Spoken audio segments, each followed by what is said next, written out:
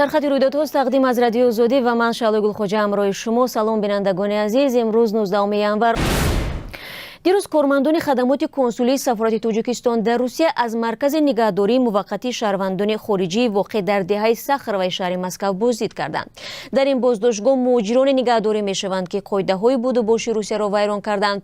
در جریان دیدار کارمندان سفارت با رهبر بازداشتگاه الکسی لاگادا ملاقات نموده عایدی حجت‌گذاری و زودتر به تاجیکستان فرستادن مهاجران بازداشت شده تاجیک صحبت نمودند.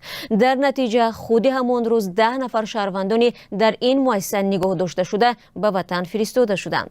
همچنین ضمن واخوری به شهروندان تاجیکستان دایر به طلبات قانون‌های عمل کننده روسیه جهت در آینده تکرار نشدن قانون ویرانکنی‌ها توصیه‌ها داده شد. همزمان به مهاجران تاجیک یک مقدار مواد غذایی هم تقدیم گردید. دوستان مهربان، با خبر و گزارش‌های دیگر من و همکارانم شما را در برنامه اخبار آزادی آشنا خواهیم کرد تا ملاقات بعدی 4 ساعت دیگر برای کار.